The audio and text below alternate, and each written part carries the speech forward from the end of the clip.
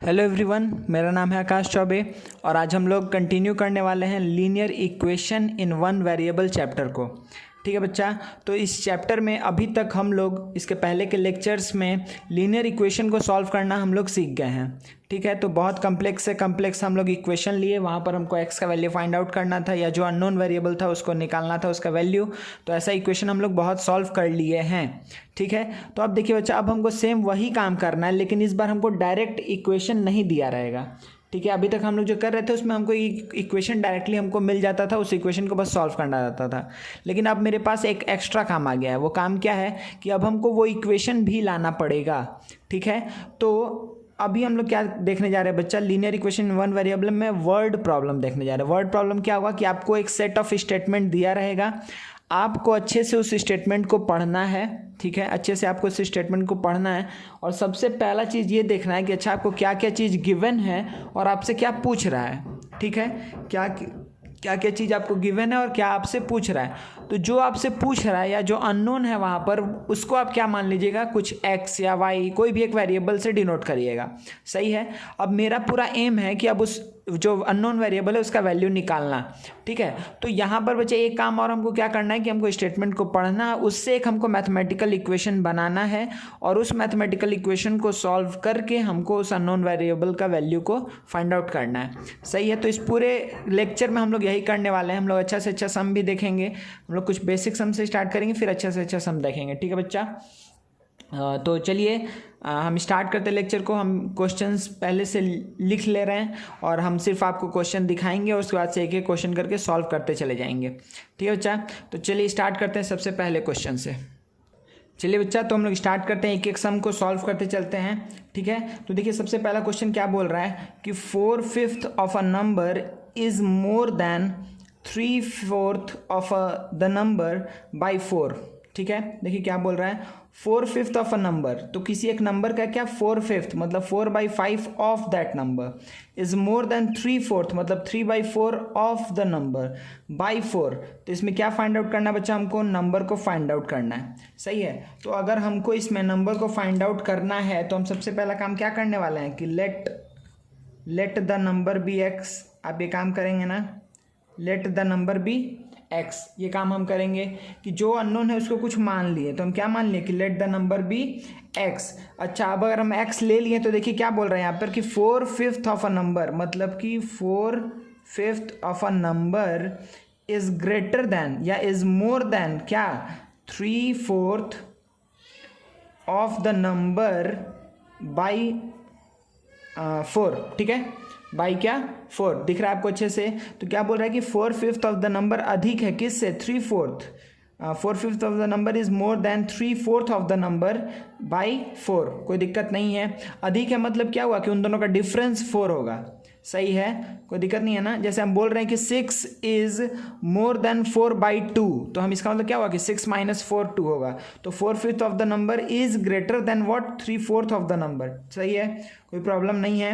चलिए अब इसको सॉल्व करना तो बहुत आसान है ना बच्चा, हम इसको इजीली सॉल्व कर सकते हैं। यहाँ पे क्या एलसीएम लेंगे, यहाँ पे हम 20 एलसीएम ले लिए। 20 एलसीएम लेंगे तो क्या होगा, इससे इसको डिवाइड करते हैं, जो बचता है ऊपर मल्टीप्लाई करते हैं। तो देखिए ये क्या आएगा बच्चा, ये क्या आ जाएगा 4 × 4x मतलब कि ये क्या हो जाएगा 16x माइनस, अच्छा इसे इसको डिवाइड करेंगे 15 आएगा, मतलब 5 आएगा, 5 × 3 करेंगे तो क्या आ जाएगा बच्चा 15x इज इक्वल्स टू 4। सही है, तो अब देखिए ये क्या आएगा, ये 16x - 15x क्या हो जाएगा x/20 इज इक्वल्स टू 4। तो x इज इक्वल्स टू क्या हो जाएगा 4 × 20 मतलब कि 80। तो जो आप माने थे कि let the number be x, तो वो x का वैल्यू कितना आ गया बच्चा 80, मतलब कि 80 वो नंबर है। आप वेरीफाई भी कर सकते हैं, देखिए 4/5 ऑफ द नंबर, इसका मतलब क्या हो गया 4/5 ऑफ द नंबर। तो 5 से अगर इसको आप डिवाइड करेंगे तो कितने टाइम्स जाएगा 16, ये क्या आ जाएगा 64। सही है, क्या बोल रहा है ये 64 किससे अधिक है 3/5 ऑफ द नंबर। तो 3/5 ऑफ द नंबर अगर हमको करना है तो 3/5 ऑफ क्या कर दिए 80, तो ये क्या आ जाएगा बच्चा, यहाँ पर तो 4th है ना 3/4 है, तो ये क्या हो जाएगा 3/4 ऑफ द नंबर। तो देखिए क्या गया, ये आ गया 20, तो ये कितना आ जाएगा 60। अब यहाँ पे अगर 60 है बच्चा, इसका मतलब क्या हुआ कि देखिए आपको दिख रहा है ना कि इन दोनों का डिफरेंस कितना है 4 है। 64 - 60 करेंगे तो 4 मिलेगा हमको। ठीक है, कोई प्रॉब्लम नहीं है। ठीक है, तो ये आपका वेरिफिकेशन वाला पार्ट आप श्योर होने के लिए करेंगे। ठीक है, कि हाँ हम जो किए हैं वो सही किए हैं। बहुत आसान था, हम x लिए, जो अननोन वेरिएबल था उसको x माने, जो मतलब अननोन था यहाँ पर इस क्वेश्चन में उसको हम x ले लिए, फिर उसके बाद से एक मैथमेटिकल इक्वेशन फॉर्म किए, फिर उस x का वैल्यू निकाल लिए। सही है, तो इस केस में आपका आंसर क्या है? आपका आंसर है x इज इक्वल्स टू 80। ठीक है, x is equals to 80 is the answer, कोई प्रॉब्लम नहीं है। चलिए अब अच्छा यहाँ पर हम 8 लिख दिए थे ना, ठीक है। अच्छा देखिए सेकंड क्वेश्चन भी अच्छे से देखिए यहाँ पर। अब देखिए, अब एक ही क्वेश्चन को बहुत आसानी से हम लोग करते चले जाएंगे। क्या बोल रहा है? Find a number whose double is 45 greater than its half. तो कोई एक ऐसा नंबर है, फाइंड अ नंबर, तो लेट द नंबर बी, फिर से x, let the number be x। तो क्या बोल रहा है?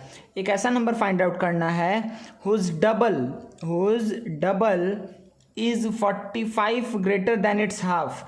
मतलब कि इसका जो डबल है उसके हाफ से कितना अधिक है? 45 अधिक है। मतलब कि जो डबल और हाफ का डिफरेंस 45 होगा ना, तो डबल और इस नंबर का हाफ का डिफरेंस कितना होगा? 45। ये इक्वेशन बनाना बस सीखना है आपको, ठीक है। Find the number whose double is 45 greater than its half. ठीक है, तो अगर आप इसको ये नहीं समझ में आया तो आप ऐसे भी लिख सकते हैं कि द नंबर इज, अगर आपको सोचिए लिखना है कि अगर हम इस साइड नहीं ला करके लिखें, आप इसको ऐसे समझना चाहते हैं, find the number whose double is, मतलब कि हुज डबल इज क्या? 45 ग्रेटर देन क्या? हाफ। आप ऐसे भी लिख सकते हैं, लेकिन एंड में आपका वही बात आ जाएगा। ठीक है, कि आप इसको इधर लेकर के आएंगे, यही चीज़ आ जाएगा आपके पास। ठीक है, तो कोई प्रॉब्लम नहीं है। तो अब देखिए यहाँ से इसका आंसर निकालना है तो बहुत आसान है। हम यहाँ पे क्या करेंगे? 2 LCM लेंगे, तो ये क्या हो जाएगा? 4x minus x is equals to 45। तो अब देखिए ये सॉल्व करिए, ये क्या आएगा? 3x/2। तो 3x/2 इज इक्वल्स टू 45। 3 से कितने टाइम्स जाएगा? 15। तो अच्छा 2 से ये क्रॉस मल्टीप्लाई होकर के x का वैल्यू क्या आ जाएगा बच्चा? 30। x का वैल्यू क्या आ गया? 30। तो x का वैल्यू 30 आना मतलब क्या हुआ? x का वैल्यू 30 अगर आया है तो क्या आप इसको चेक कर सकते हैं? तो 30 का डबल उसके हाफ से 45 अधिक है क्या? हाँ है, एकदम है, क्योंकि 30 का जब डबल करेंगे तो हमको क्या मिलने वाला है? 60। 30 का डबल करेंगे तो 60, 30 का हाफ करेंगे तो 15। तो देखिए इस दोनों का डिफरेंस कितना है? 45 ही आएगा। सही है, तो ये वेरिफिकेशन वाला स्टेप भी आप देख सकते हैं। ठीक है ना? अच्छा, क्या समझ में आ गया? तो find the number whose double is 45 greater than its half. मेरे ख्याल से कोई दिक्कत नहीं है। चलिए आगे बढ़ते हैं, आस्ते आस्ते हम लोग क्वेश्चन का लेवल थोड़ा बढ़ाते चले जाएंगे। ठीक है, तो देखिए डिवाइड 34 इंटू 2 पार्ट्स। 2 पार्ट में हमको डिवाइड करना है 34 को। तो हमको तो पता नहीं है, तो मान लेते हैं कि एक पार्ट अगर x होगा तो दूसरा पार्ट क्या हो जाएगा? 34 माइनस एक्स।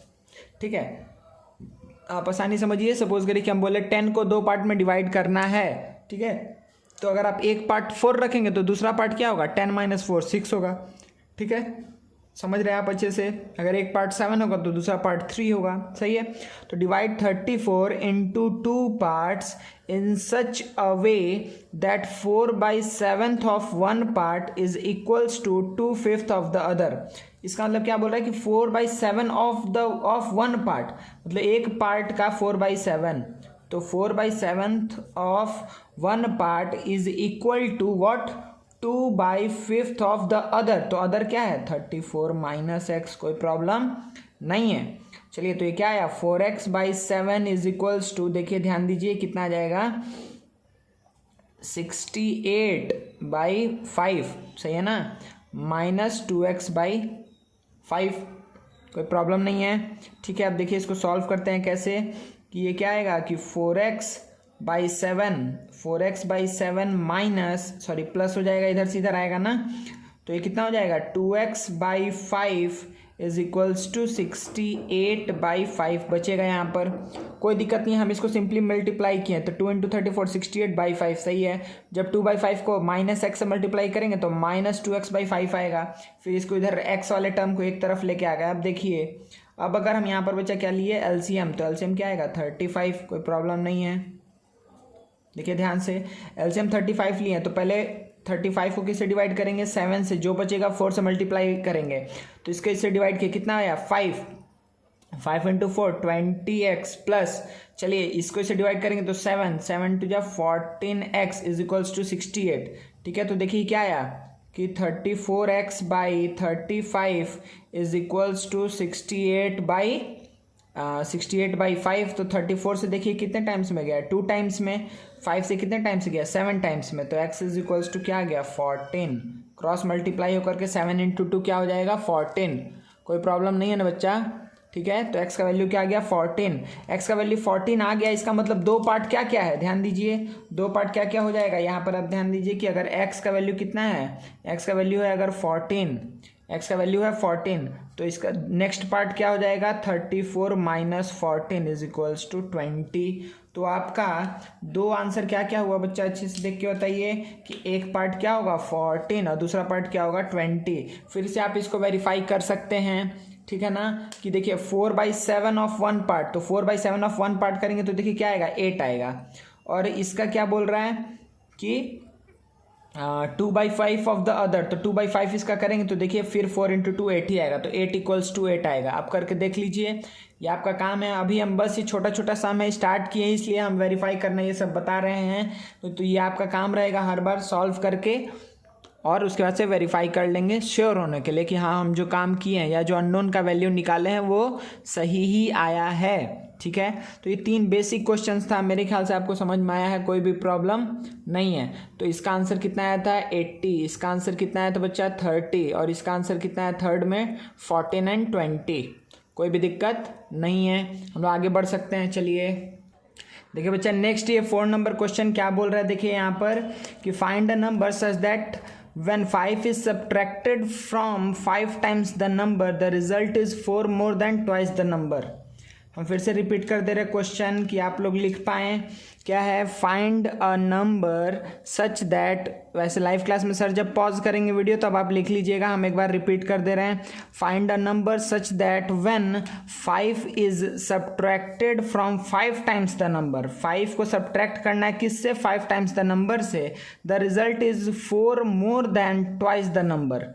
ठीक है, तो देखिए कैसे मैथमेटिकल एक्सप्रेशन बनाएंगे। तो सबसे पहला काम तो ये आप लिख दीजिए कि let the number be x, कोई दिक्कत नहीं है। तो नंबर को हम एक्स मान लिए, तो क्या बोल रहा है कि 5 किससे क्या करना है subtract a number such that when 5 is subtracted, तो 5 इज सब्ट्रैक्टेड, 5 को हम सब्ट्रैक्ट करेंगे किसमें से, from 5 times the number, 5 times the number. अगर 5 टाइम्स द नंबर में से 5 को अगर सब्ट्रैक्ट करेंगे द रिजल्ट इज क्या होगा 4 more than twice the number.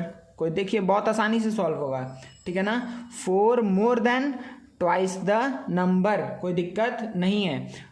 5 is subtracted from 5 times the number, the result is what 4 more than twice the number, कोई दिक्कत नहीं है। चलिए तो देखिए यहाँ से क्या आएगा बच्चा कि 5x माइनस 2x होगा इज इक्वल्स टू 4, -5 को उधर भेजेंगे तो +5, तो देखिए ये क्या आया 3x इज इक्वल्स टू 9। तो आपको क्या पता चल गया कि x इज इक्वल्स टू 3 है, ये आपका हो गया आंसर, कोई दिक्कत नहीं है। ठीक है, फिर से ये क्वेश्चन आप लोग सर जब पॉज करेंगे तो आप लोग लिख लीजिएगा ये क्वेश्चन को, हम एक बार रीड कर दे रहे क्वेश्चन को। क्या है कि the numerator of a fraction is 4 less than the denominator. तो कोई भी एक फ्रैक्शन है, सही है ना बच्चा, एक फ्रैक्शन है कुछ इस टाइप का, लेकिन हमको 1 वेरिएबल में लेके चलना, इसका भी याद रखिएगा। The numerator of a fraction, numerator क्या है x, डिनोमिनेटर क्या है y। The numerator of a fraction is 4 less than the denominator, if 1 is added to both numerator and denominator it becomes half, find the fraction. तो हमको fraction का value बताना है। तो चलिए सबसे पहले हम स्टार्ट करते हैं, आप लोग सॉल्व करिए साथ में। क्या बोल रहा है, the numerator of a fraction is 4 less than the denominator, मतलब न्यूमरेटर क्या है, डिनोमिनेटर से 4 कम है। तो आप देखिए कि अगर आप इसको मानते हैं x, तो आपको इसको क्या लिखना पड़ेगा x - 3, आप ऐसे कर सकते हैं, कोई प्रॉब्लम नहीं है, ठीक है। या फिर एक और आपके पास ऑप्शन है कि आप ऐसे भी कर सकते हैं कि अगर आप इसको ले लिए x + 3 तो आप इसको ले लीजिए x। देखिए दोनों ही केस ट्रू है ना, क्योंकि क्या बोला है, the numerator of a fraction is 4 less है, अच्छा सॉरी यहाँ पर 4 लेस है बच्चा, ठीक है, हम 3 लेस पढ़ रहे थे, तो 4 लेस है, ठीक है ना। चलिए the numerator of a fraction is 4 less than the denominator. तो डिनोमिनेटर से ये 4 कम है, तो डिनोमिनेटर अगर x होगा तो न्यूमरेटर क्या होगा, x माइनस 4, 4 कम होना चाहिए ना, ठीक है। या फिर आप अगर x प्लस 4 ले लिए तो ये क्या आएगा, x आएगा, क्योंकि x प्लस 4 में से जब 4 आप कम करेंगे तो x ही बचेगा, सही है ना। चलिए अब इसको देखिए कितना इजीली इसको सॉल्व करेंगे। The numerator of a fraction is 4 less than the denominator if 1 is added to both numerator and denominator. मतलब कि देखिए दो केस, हम दोनों के सॉल्व करते रहे, तो अगर x माइनस 4/x लिए हैं तो क्या बोल रहा है, 1 is added to both numerator and denominator it becomes 1/2, तब ये हाफ के बराबर हो जाता है, सही है। तो देखिए यहाँ से आंसर अब क्या आने वाला है, देखिए बच्चा, तो ऊपर में क्या आ गया कि x माइनस 3 बाई क्या आ जाएगा, x plus 1 is equals to 1/2, cross multiply करोगे तो 2x minus 6 is equals to x plus 1, तो x इज इक्वल्स टू क्या आ जाएगा बच्चा, 7। x का वैल्यू क्या आ गया, 7। x का वैल्यू 7 आया तो आप ये किसको लेकर के चले थे, इसके हिसाब से। तो अगर इसके हिसाब से चले हैं आप, तो अगर x का वैल्यू 7 आया है, इसका मतलब आंसर क्या होना चाहिए कि x का वैल्यू 7, मतलब x की जगह 7 रखे और यहाँ पर क्या हो जाएगा 7 माइनस 4, तो आंसर क्या आ जाएगा 3/7, सही है। अच्छा अगर आप इसको लेके चले रहते कि x/x प्लस 4, तो ये दूसरा इसका तरीका हो गया सॉल्व करने का। तो x/x प्लस 4 था आपके पास, तो दोनों में अगर 1 ऐड किए तो कितना हो गया, हाफ हो गया। तो देखिए क्या होगा, 2 into x plus 1 is equals to, यहाँ से क्या आएगा, x प्लस 5 है तो x प्लस 5 हो गया, तो 2x plus 2 is equals to x plus 5, तो यहाँ से क्या आएगा, x इज इक्वल्स टू 3। अगर x का वैल्यू 3 है, इसका मतलब क्या हुआ, देखिए यहाँ पर आप अगर इसमें पुट करेंगे तो यहाँ पर 3 आएगा और नीचे क्या आएगा 3 प्लस 4, मतलब क्या आएगा 3/7। आपका एंड आंसर देखिए ये और ये हमेशा सेम आएगा, ठीक है। x का वैल्यू अलग अलग आ सकता है, जब आप दो अलग अप्रोच से आगे बढ़ेंगे तो x का वैल्यू अलग आ सकता है, लेकिन एंड आंसर जो है, जो आपसे पूछ रहा है, वो हमेशा क्या होगा, सेम ही आएगा, ठीक है। तो आप किसी भी तरीके से सॉल्व इसको कर सकते हैं, ठीक है ना बच्चा। हम लोग नेक्स्ट क्वेश्चन देखते हैं, मेरे ख्याल से आपको समझ में आ गया है। हम लोग 5 क्वेश्चन देख लिए बच्चा, चलिए 6th क्वेश्चन देखते हैं, ठीक है। देखिए क्या बोल रहे हैं यहाँ पर, आप लोग अच्छे सॉल्व करिए, क्वेश्चन पढ़िए, फिर सॉल्व करिए, फिर सर को आंसर बताइएगा। हम बताना स्टार्ट करते हैं, हम एक बार रीड कर दे रहे क्वेश्चन को। A number consist of 2 digits, ठीक है, हुज सम इज 8, ठीक है। तो कोई भी एक 2 डिजिट नंबर है, ठीक है, 2 डिजिट नंबर होगा, ठीक है। यहाँ पे 2 digit number consist of 2 digits, अच्छा मतलब 2 डिजिट में 2 डिजिट कंसिस्ट करता है तो 2 डिजिट हो गया, ठीक है। अ नंबर कंसिस्ट ऑफ क्या, 2 डिजिट्स हुज सम इज कितना, 8। If 18 is added to the number its digits are reversed, ठीक है। अच्छा तो कोई भी 2 डिजिट नंबर कैसा होता है बच्चा कि 10 इंटू यहाँ पे क्या होगा 10th digit, 10 into 10th digit plus 1 into क्या होगा यूनिट्स डिजिट। कोई दिक्कत नहीं है ना, कोई भी 2 डिजिट नंबर को हम ऐसे लिख सकते हैं बच्चा, कोई प्रॉब्लम नहीं है मेरे ख्याल से आप लोग को। कोई भी 2 डिजिट नंबर को, या फिर हम सिंपली ऐसे लिख सकते हैं कि 10x प्लस वाई, ऐसे हम अगर लिख दिए, लेकिन ये 2 वेरिएबल हो गया, इसीलिए हम बस बता रहे हैं, बस कि आप समझ पाएँ। सपोज करिए कि हम कोई भी 2 डिजिट नंबर ले रहे हैं, सपोज करिए हम लिए कि 72, तो इसको हम क्या लिख सकते हैं कि 7 इंटू 10 प्लस 2 इंटू 1, ठीक है। जहाँ पे क्या है 7 और 2 क्या है डिजिट्स है, लेकिन नंबर क्या है 72, ठीक है। कोई दिक्कत नहीं है, किसी भी 2 डिजिट नंबर को हम ऐसे रिप्रेजेंट कर सकते हैं। अगर है 35 तो इसको हम क्या लिख सकते हैं कि 3 इंटू 10 प्लस 5 इंटू 1, हम ऐसे लिख सकते हैं। तो चलिए आप देखिए क्वेश्चन पढ़ते हैं कि some number consist of 2 digit whose sum is 8, मतलब कि ये जो 2 डिजिट का सम 8 है, मतलब 10th प्लेस पे जो डिजिट है और यूनिट्स प्लेस पे जो डिजिट है, इसका सम क्या है 8 है। तो इसका सम अगर 8 है बच्चा, देखिए आप ऐसे भी कर सकते हैं कि इसका मतलब ये दिया हुआ है कि 10x प्लस वाई को अगर समझा जाए तो देखिए दिया हुआ है कि x प्लस वाई 8 है, ठीक है। तो अगर हम मान लीजिए कि हम क्या बोल दिए कि लेट जो यूनिट्स डिजिट है, जो यूनिट्स डिजिट है उसको हम क्या ले लिए x, तो 10th डिजिट क्या होगा, 10th डिजिट क्या होगा बच्चा, यूनिट्स डिजिट को अगर हम x पकड़ लिए तो 10th डिजिट क्या होगा 8 माइनस एक्स। कोई दिक्कत नहीं है क्योंकि दोनों का सम 8 आना चाहिए, तो इन दोनों को ऐड करेंगे तो देखिए x और x कट करके 8 बचेगा, आप ऐसे भी समझ सकते हैं। सही है। अब देखिए कितना आसान बन गया क्वेश्चन कि if 18 is added to the number, तो नंबर क्या था, अगर देखिए ये टेंस डिजिट है, ये यूनिट्स डिजिट है, ये टेंस डिजिट है, तो इन दोनों से जो नंबर होगा वो क्या होगा 10 इंटू जो टेंस डिजिट मतलब कि 8 minus x plus y, y मतलब कि जो एक्स है, नंबर यही होगा ना 10 इंटू जो टेंस डिजिट है प्लस 1 इंटू जो यूनिट्स डिजिट है, कोई प्रॉब्लम नहीं है। तो क्या बोल रहा है, when 18 is added to the number, तो देखिए 10 इंटू 8 माइनस एक्स में अगर हम क्या ऐड करें 18, यही बोल रहा है ना 18 is added to the number, its digits are reversed. Reversed मतलब क्या हुआ कि 72 क्या बन गया 27, 35 क्या बन गया 53। समझ में आ रहा है आपको? ठीक है। तो ये जो नंबर है 10 इंटू 8 माइनस एक्स प्लस 18, मतलब कि ये जो नंबर था इसमें अगर हम 18 ऐड किए तो क्या हो गया, वो डिजिट्स रिवर्स हो गया। डिजिट रिवर्स हो गया, इसका मतलब कितना हो गया बच्चा, देखिए क्या आ जाएगा कि 10 इंटू अब x की जगह y, y की जगह x, कुछ ऐसा सिचुएशन हो चुका है। ठीक है। तो इसका मतलब 10 इंटू क्या होगा, 10 की जगह पे क्या आ जाएगा यूनिट्स प्लेस। ओहो, यहाँ पर तो हम नंबर शिट।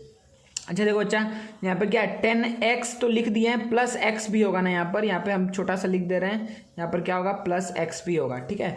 तो ये टोटल नंबर ये है, टोटल नंबर प्लस 18, इस पूरे नंबर में अगर 18 ऐड करेंगे तो क्या होगा, जो नंबर है वो अपना डिजिट्स को रिवर्स कर लेगा। रिवर्स कर लेगा इसका मतलब क्या हो गया बच्चा कि जो यूनिट्स प्लेस पे था डिजिट वो टेंस प्लेस पे चला जाएगा, जो टेंस प्लेस पे डिजिट था वो यूनिट प्लेस पे चला जाएगा। तो देखिए कितने अच्छे से इसको कर सकते हैं हम लोग कि 10 इंटू यूनिट्स प्लेस पे डिजिट क्या था बच्चा, यूनिट्स प्लेस पे था x, तो यहाँ पर टेंस डिजिट के पास ये आ गया, प्लस इसके जगह पे क्या चला गया 8 माइनस एक्स चला गया।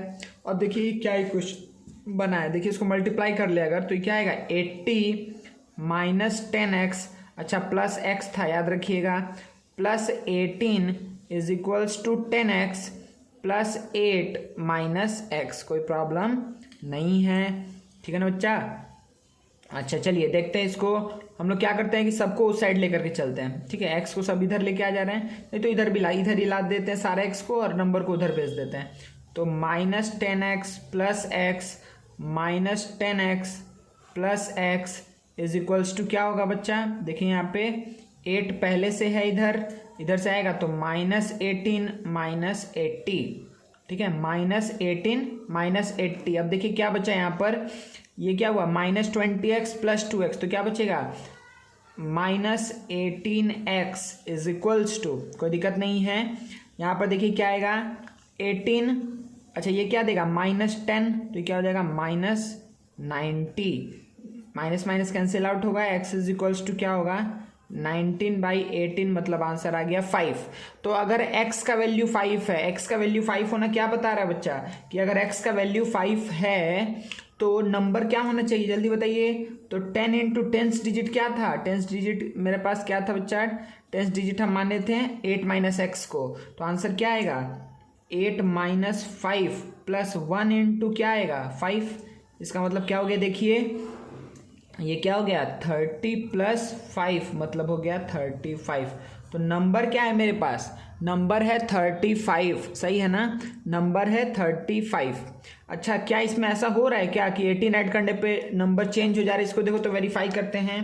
देखो ध्यान से इधर साइड में देखो, हम इधर बता दे रहे छोटे में कि अगर 35 में अगर हम 18 ऐड करें तो देखिए क्या आएगा 3 कैरी 1 गया तो 3 प्लस 2 5, तो देखिए क्या हो गया 35 क्या बन गया 53। वही बोल रहा था कि अगर नंबर में ये नंबर था इसमें अगर हम 18 को ऐड कर देंगे तो डिजिट्स इंटरचेंज हो जाएगा। तो देखिए 5 की जगह 3 आ गया, 3 की जगह 5 आ गया, सही है ना, रिवर्स हो गया, कोई प्रॉब्लम नहीं है मेरे ख्याल से आप लोग को समझ में आ रहा है। ठीक है ना, चलिए अच्छा ये सेम ऐसा ही सम है बच्चा, तो ये आपको करना है। ठीक है ना, हम भी सॉल्व करेंगे लेकिन आपको लाइव क्लास में इसको पहले आपको अच्छे से सॉल्व करना है। ठीक है, उसके बाद आंसर शेयर करिएगा, उसके बाद ही सर वीडियो प्ले करेंगे।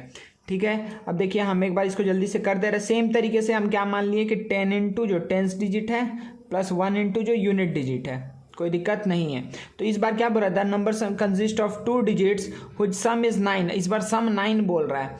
अच्छा इस बार हम क्या किए थे, कुछ भी कर लीजिए आप, हमेशा आंसर सही एक ही आने वाला है। और जैसे हम यूनिट डिजिट को x माने थे तो टेंस डिजिट क्या हो गया था 8 माइनस एक्स, आप उल्टा भी कर सकते हैं, आप टेंस डिजिट को x मान लीजिए तो यूनिट डिजिट क्या हो जाएगा 8 माइनस एक्स। ठीक है, आप कैसे भी करते हैं आंसर वही आता। तो इसको हम कैसे करें, उल्टा करके देखते हैं। ठीक है, इस बार हम क्या मान ले रहे हैं कि लेट जो टेंस डिजिट है वो क्या है बच्चा, एक्स मान ले रहे हैं, टेंस डिजिट को एक्स। तो यूनिट्स डिजिट क्या हो जाएगा, यूनिट्स डिजिट हो जाएगा मेरे पास 9 माइनस एक्स, क्योंकि दोनों का सम कितना है 9 है, दोनों का बच्चा सम कितना है 9 है। दोनों को मिला करके टेंस डिजिट और यूनिट्स डिजिट को मिला करके कितना आता है 9।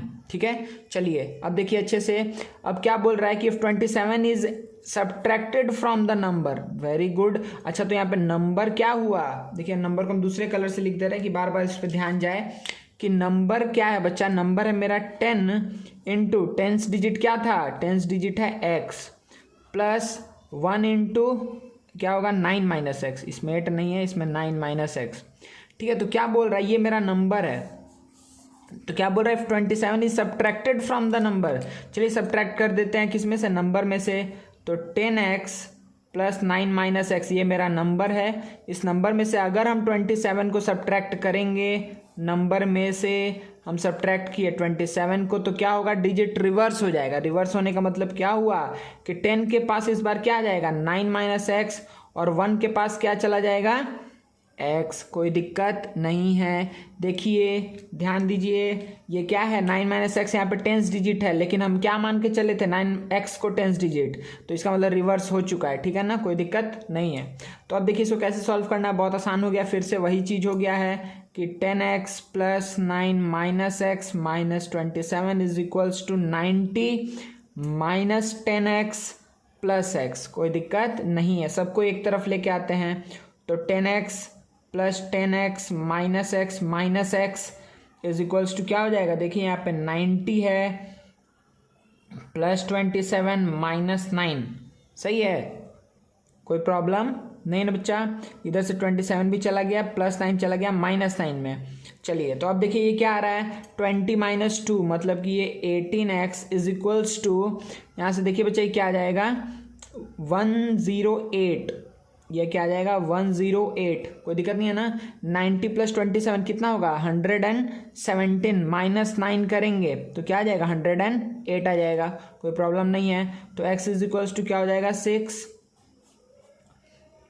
x का वैल्यू आ गया 6। तो जल्दी से बताइए नंबर क्या बनेगा, देखिए यहाँ से नंबर क्या बनेगा, मेरा नंबर क्या होगा 10 इंटू एक्स था, x मतलब कि 6 प्लस 9 माइनस 6, इसका मतलब नंबर क्या हो गया बच्चा 60 प्लस 3, मतलब क्या हो गया 63।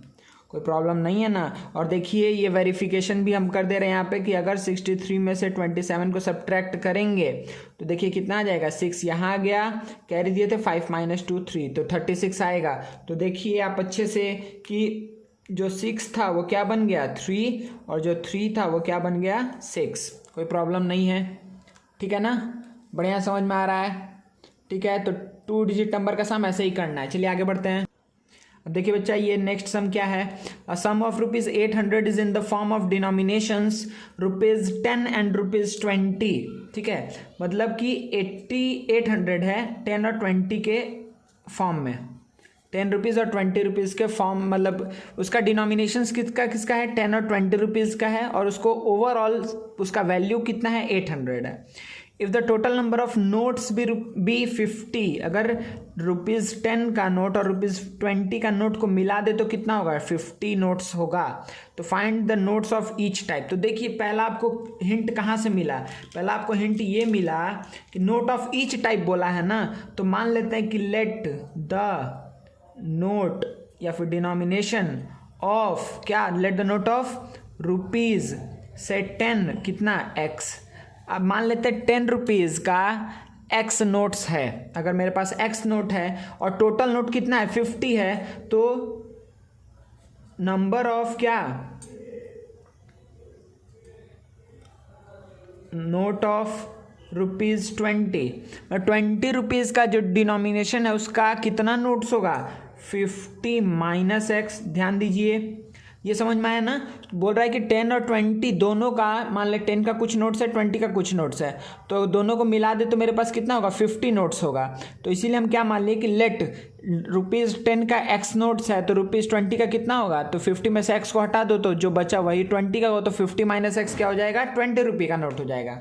अच्छा, अब इसका वैल्यू कितना है, 800। तो चलिए, तो अगर हम वैल्यू के ऊपर बात कर रहे हैं, ये क्या निकला है, ये नंबर ऑफ नोट्स है, तो नंबर ऑफ नोट्स को किससे मल्टीप्लाई करेंगे तो उसका वैल्यू निकलेगा, तो उसका एक नोट का वैल्यू से, ठीक है ना। तो अगर मान लो कि मेरे पास 10 का एक नोट है तो उसका वैल्यू कितना है, ₹10। अगर 10 का 5 नोट्स होगा तो उसका वैल्यू कितना होगा, ₹50।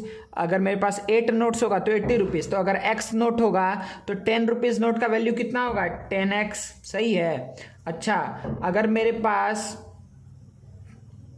पास क्या हो जाए बच्चा कि ₹50 का, सॉरी ₹20 का नोट्स कितना रहा है, 50 माइनस एक्स, तो उसका वैल्यू कितना होगा, उसको 20 से मल्टीप्लाई कर दो। सही है। तो ये टोटल कितना आ रहा है, 800 आ रहा है। चलिए, अब तो आसान है ना बहुत सॉल्व करना। तो ये क्या हो जाएगा, ये कितना आ गया बच्चा, 5 2 जा 10, उसका ऐसे 00 minus 20x is equals to 800। ठीक है, 800,000 नहीं। चलिए, तो ये कितना हो गया बच्चा कि -10x इज इक्वल्स टू -200, क्योंकि 800 माइनस 1000 करेंगे तो क्या बचेगा, -200। तो x का वैल्यू कितना आ गया, 20। माइनस माइनस कैंसिल आउट हो गया, एक 0 कट जाएगा। सही है। x का वैल्यू 20 आया। x का वैल्यू मतलब कि 20 मतलब क्या हुआ कि ₹10 का मेरे पास 20 नोट्स है। ठीक है, ₹10 का मेरे पास 20 नोट्स अवेलेबल है। और ₹20 का कितना नोट्स अवेलेबल है भाई, तो 50 minus 20 that is 30 notes available है। ठीक है, तो अब चेक कर लीजिए क्या वैल्यू उतना आ रहा है क्या, हम चेक कर लेते हैं। तो ₹20 का 10 नोट, इसका मतलब 20 इंटू 10 200, और ₹20 का कितना 30 नोट, तो उसका वैल्यू 600। दोनों को ऐड किए, हाँ भाई 800 तो हमको मिल गया। ठीक है, इसका मतलब हम सही काम किए हैं, कोई दिक्कत नहीं है।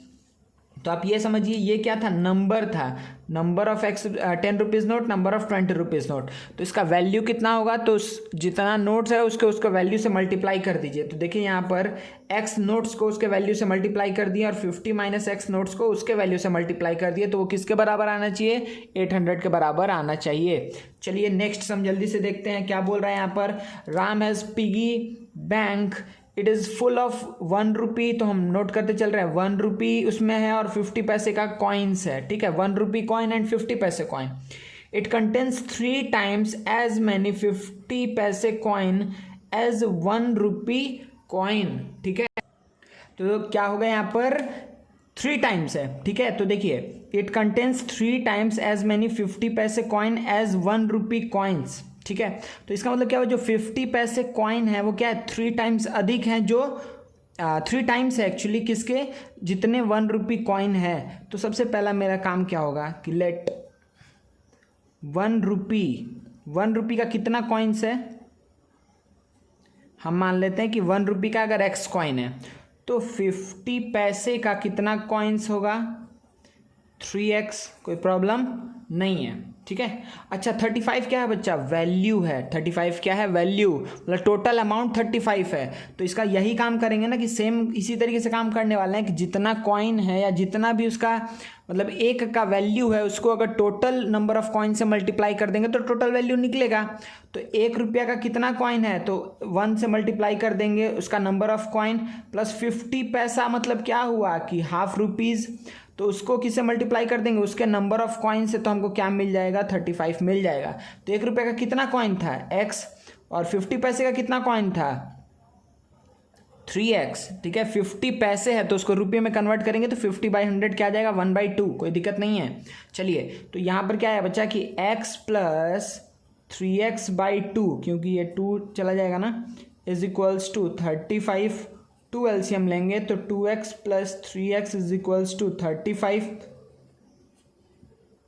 5x/2 is equals to 35। तो x इज इक्वल्स टू देखिए 7 टाइम्स हो जाएगा 14। x का वैल्यू 14 है, इसका मतलब ₹1 का 14 कॉइन्स है।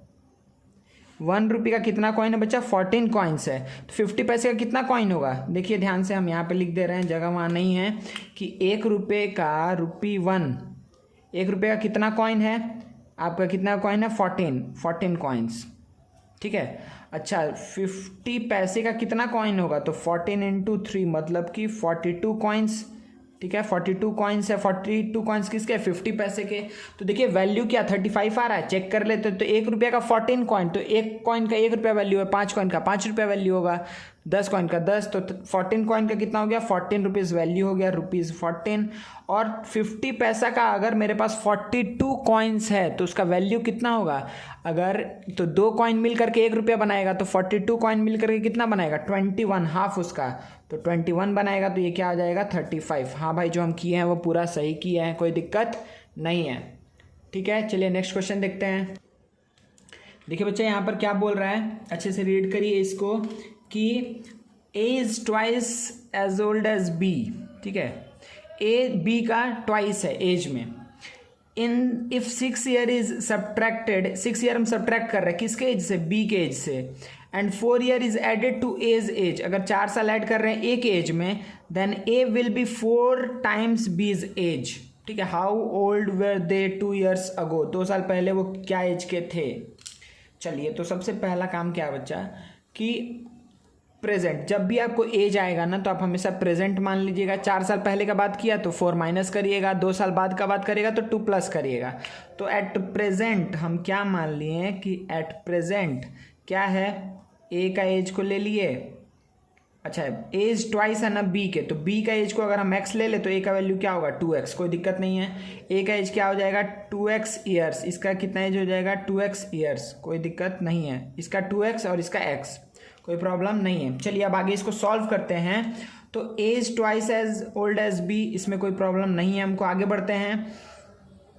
If 6 year is subtracted from B's age, तो बी के एज से अगर हम 6 ईयर सब्ट्रैक्ट कर लें, and 4 year is added to A's age, अच्छा और हम किसके? एक एज में अगर हम 4 ऐड कर दें, then A will be, then A, देखिए ये बी है ये ए है। देखिए क्वेश्चन एकदम स्टेटमेंट पढ़िए और लिखते जाइए।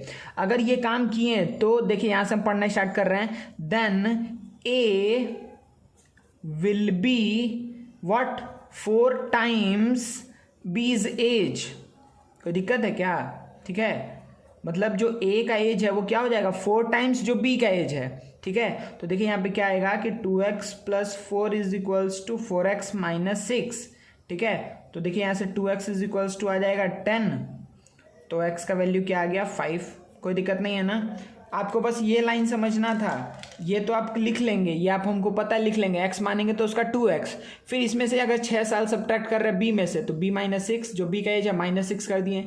अगर हम 4 साल सब्ट्रैक्ट कर रहे हैं एक एज से तो इसमें sorry, and 4 year is added, add कर रहे हैं, ठीक है। एक एज में अगर 4 ईयर ऐड कर रहे हैं तो 2x + 4 हो गया। तो क्या बोल रहा है? ए का एज कितना हो जाएगा? 4 टाइम्स जो बी का एज है। तो वहाँ से हमको x का वैल्यू मिल गया, तो x का वैल्यू मिल गया। देखिए यहाँ पे 2x + 4 था = 4x, ओ सॉरी बच्चा, सॉरी। यहाँ पर क्या हुआ कि 4x - 24 हो जाएगा, सही है। तो 4x - 24 हुआ तो देखिए 2x = क्या हो जाएगा? 26, 2x = 26, 4x - 2x करेंगे तो 2x बचेगा, और यहाँ पर क्या हो गया? 4x - 2x किया तो 2x बचा, और 24 + 4 28, ठीक है। तो देखिए x का वैल्यू यहाँ से क्या आ जाएगा बच्चा? 14 आ जाएगा, ठीक है। x का वैल्यू क्या आ गया? 14, कोई प्रॉब्लम नहीं है, ठीक है। थोड़ा सा कैलकुलेशन मिस्टेक हो गया जल्दी में, हम फिर से एक बार बोल दे रहे हैं कि जो a का एज आया ये ऑपरेशन करने के बाद, जो a का एज आया वो कितना है? 4 टाइम्स द बीज एज। तो 4 टाइम किए तो 4 × x, 4x, 4 6 = 24, यहाँ पे 2x + 4 है तो 4x - 2x और 24 को उधर भेज रहा है, 24 + 4 28, और 4x - 2x 2x बचा, तो x का वैल्यू आया 14। x का अगर वैल्यू 14 है तो आप ध्यान दीजिए, तो जल्दी से बोलिए कि यहाँ पर a का एज कितना आया है, फिर b का एज कितना आया है। तो x का वैल्यू 14 है तो मतलब b का एज 14 है, a का एज कितना हो जाएगा? 28 हो जाएगा, कोई दिक्कत नहीं है ना बच्चा, ठीक है। 28 और 14 आंसर हो जाएगा। तो क्या पूछ रहा है कि how old were they 2 years ago, तो अभी से 2 साल पहले वो लोग का एज कितना था? तो देखिए आपके बुक में आंसर दिया होगा इसका, 2 साल पहले ये कितना का होगा 26 और ये कितना का होगा 12 का। ठीक है, 2 सब्ट्रैक्ट कर दिए दोनों में से ही, कोई प्रॉब्लम नहीं है। ठीक है, अब देखिए बच्चा नेक्स्ट सम जल्दी से कि 5 year ago a man was 7 times as old as his son. ठीक है, 5 ईयर हेंस, तो देखिए हमेशा क्या कर लेंगे प्रेजेंट, देयर प्रेजेंट एजेस पूछ रहा है तो हम प्रेजेंट में अभी चलते हैं। ठीक है, 5 year ago a man was 7 time as old as his son, तो देखिए ये प्रेजेंट है, ये हो गया पास्ट और ये क्या हो गया फ्यूचर।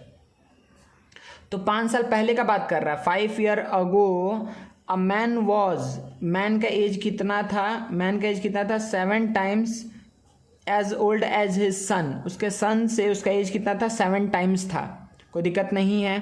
ठीक है, लेकिन 5 साल बाद का दूसरा सिनेरियो है। तो पहले आप सबसे पहले ये ध्यान दीजिए कि प्रेजेंट ये है, सॉरी पास्ट है आपका 5 साल पहले का, ये 5 साल पहले आपका है -5 और फिर +5 का भी कंडीशन दिया हुआ है। ठीक है, तो देखिए कैसे सोचेंगे इसको कि 5 year ago a man was 7 times as old as his son. तो आप देखिए समझ जाइए यहीं पर कि आपको क्या क्या मानना है। तो आप क्या मान लिए कि जो सन का एज को अगर x ले ले तो मैन का एज कितना हो जाएगा 7x, कोई दिक्कत नहीं है। अच्छा, तो प्रेजेंट में अगर चले जाएं तो प्रेजेंट एज मैन का कितना होगा 7x + 5 और सन का एज कितना होगा x + 5, क्योंकि 5 साल पहले बाद का हम देख रहे हैं। अच्छा, अब क्या बोल रहा है कि 5 year hence the father will be 3 times as old as his son. तो 5 ईयर हेंस, तो फिर 5 साल बाद, तो 5 साल बाद ये कितना का हो जाएगा 7x + 10 हो जाएगा और ये कितना हो जाएगा 5x + 5 x + 5 + 5 मतलब कि x + 10 हो जाएगा, कोई दिक्कत नहीं है। ठीक है, तो अब देखिए कंडीशन किसके ऊपर दिया है इक्वेशन बनाने के लिए, इक्वेशन बनाने का कंडीशन बच्चा फुल्ली इसके ऊपर दिया हुआ है। ठीक है, इसके ऊपर दिया हुआ है, ध्यान दीजिए। आप पहले ये बात समझिए कि ये +5 यहाँ हुआ, यहाँ पर हम इस जो वैल्यू था उसमें +5 किए हैं, फिर यहाँ पर जो वैल्यू था +5 किए हैं, क्योंकि हम यहाँ पर क्या था, ये जो कंडीशन आया है x और 7x, ये क्या है, ये 5 साल पहले का बात है। तो अभी क्या होगा, तो जो है उसमें +5 करेंगे और अभी से 5 साल बाद क्या होगा कि जो यहाँ पर ये वैल्यू आया है इसमें +5 करेंगे, तो 7x + 5 करेंगे तो 7x + 10, फिर x + 5 करेंगे तो x + 10 आ गया, कोई दिक्कत नहीं है। तो अब देखिए क्या बोल रहा है कि 5 ईयर हेंस क्या होगा, द फादर विल बी, तो फादर कौन है, ये 7x + 10, the father will be 3 times as old as his son, मतलब कि x + 10 का 3 टाइम होगा। चलिए, तो ये क्या आया कि 7x + 10 = 3x + 30, तो क्या आ गया 4x = 20, x = 5।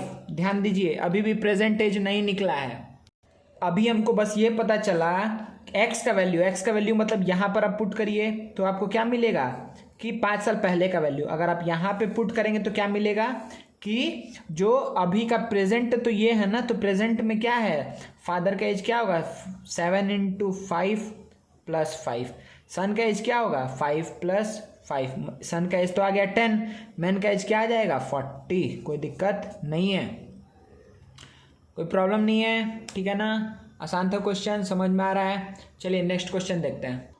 देखिए बच्चा थोड़ा सा बड़ा क्वेश्चन है, लिखने में बहुत टाइम लग गया, लेकिन कोई बात नहीं, आप इसको अच्छे से समझिए। हम रीड करते हैं पहले कि there are 180 MCQ in a test, 180 MCQ questions है। ठीक है, इफ़ अ कैंडिडेट गेट्स, 2 बार लिख दिए, if a candidate gets what 4 marks for every correct answer, तो करेक्ट आंसर के लिए, ठीक है, करेक्ट के लिए आपको क्या मिलने वाला 4 मार्क्स मिलने वाला है। And for every wrong and unattempted question, अगर आप छोड़ भी रहे हैं तो भी, तो अगर अनअटेम्प्टेड है, अनअटेम्प्टेड या फिर रॉन्ग है तो उसके लिए क्या होगा -1, 1 marks is deducted from total score of the correct answers. ठीक है, इसी पैटर्न पे अभी आप लोग का AWS में टेस्ट भी होता है, सही है। If a candidate score 450 marks in the test, how many answers did he answered correctly, कोई दिक्कत नहीं है। चलिए, तो टोटल क्वेश्चन कितना है बच्चा 180। अच्छे से देखिए, समझते जाइएगा, एक बार में आपको क्लियर हो जाएगा कि टोटल क्वेश्चन कितना है 180। चांसेस क्या है, या तो वो क्या किया है, करेक्ट किया है, या तो इनकरेक्ट किया है, या तो छोड़ दिया है, यही 3 चांसेस है ना। तो इस चांस में क्या होगा, उसको +4 होगा, और इस दोनों ही चांस में क्या होगा, -1 होगा। कोई दिक्कत नहीं है। तो इसका मतलब अनअटेम्प्टेड और इनकरेक्ट को हम एक ही साथ मान के चल रहे हैं, ठीक है। अनअटेम्प्टेड और इनकरेक्ट को एक ही साथ मान के चल रहे हैं, ठीक है। तो देखिए यहाँ पर कि मान लेते हैं कि वो x करेक्ट किया है, तो कितना वो छोड़ा होगा या इनकरेक्ट कितना किया होगा, 180 - x। अरे टोटल में से, टोटल 180 क्वेश्चन है, तो टोटल में से अगर x करेक्ट किया है तो उस x के अलावा जितना क्वेश्चन है या तो वो इनकरेक्ट किया होगा या फिर अनअटेम्प्टेड छोड़ दिया होगा उसको। समझ में आ रहा है। तो अगर x क्वेश्चन वो करेक्ट किया है तो कितना वो छोड़ा या गलत किया है, तो 180 - x। अच्छा, अब देखिए तो उसको टोटल मार्क्स कितना मिला है, 450। अच्छा, ये 450 मार्क्स मिला होगा बच्चों, कैसे मिला होगा, पहले तो उसको करेक्ट के लिए 4 मार्क्स दिया गया होगा। तो अगर 1 करेक्ट किया होगा तो 4 मार्क्स, 2 करेक्ट किया होगा तो 8 मार्क्स, 3 करेक्ट किया होगा तो 12 मार्क्स। तो अगर x करेक्ट किया होगा तो 4x मार्क्स मिलेगा उसको। अच्छा, और -1 किसके लिए है, 180 माइनस, मतलब जो बच्चा है 180 - x, उसके लिए क्या किया गया है, -1 डिडक्ट किया गया है।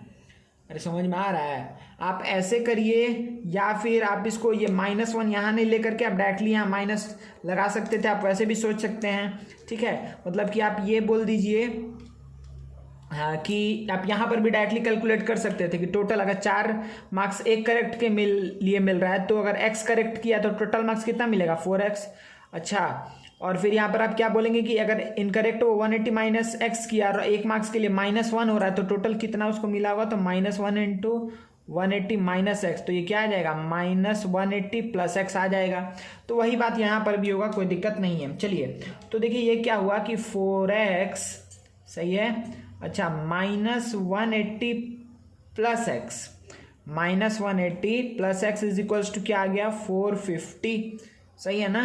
तो ये देखिए क्या आएगा कि 5x इज इक्वल्स टू 450 + 180, 450 + 180, ठीक है। ये इधर सीधा जाएगा तो 180 हो जाएगा। चलिए, तो 0 3 6।